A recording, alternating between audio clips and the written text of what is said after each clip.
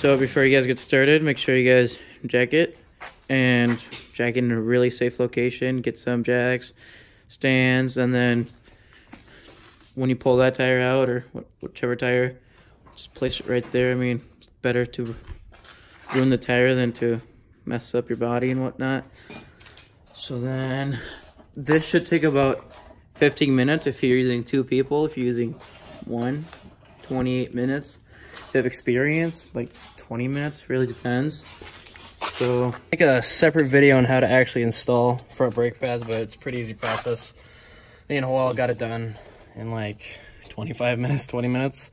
Lubed up the guide pins, put in new brake hardware, the retention hardware, new pads. Rotors actually feel fine.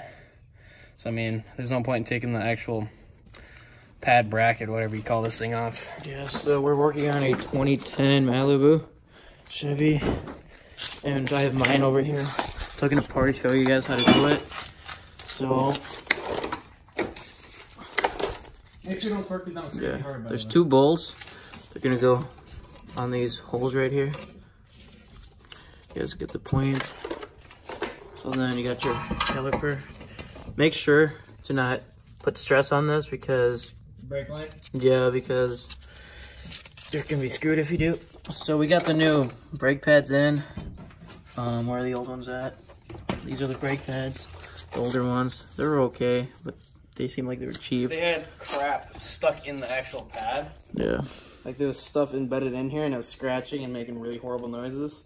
Like you could feel it just when you took them off right away. Yeah, okay, so pretty much to change this, these are gonna be the old brackets. Most kits, I mean, if you buy the good ones, they're gonna come with new installation kits. Brackets, so you put them on right here. It's pretty self-explanatory. Just pop them out with your bare hand or flathead. Pop them out. Careful not to scratch the rotor. Yeah, just put the new ones in. Boom. And then with these, where's the other one? What I usually got into to see which way they go in, they're usually gonna have like this little C right here. I mean, this is kind of a circle. So just do this. Or just look how you took them off, yeah, and just put them on the same way, but yeah. Yeah, you could do that. I mean, you should. And to get the piston, that's gonna be pushed in, so you have to get that out of the way or whatever.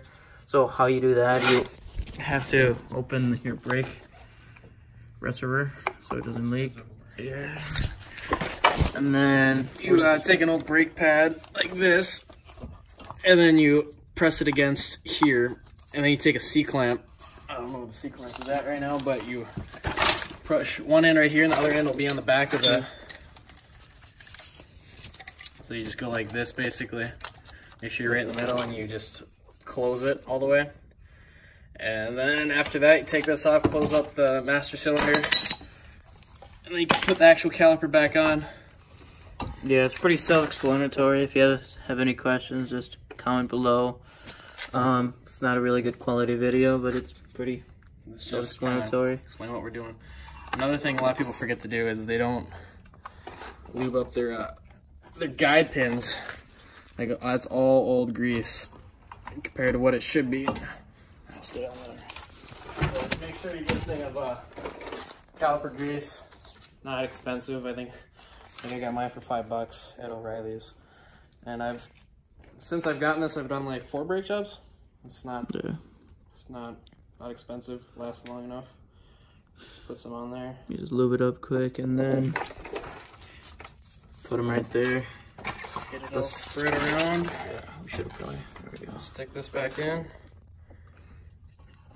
and then make sure you get through the whole thing, and slide the boot all the way back up.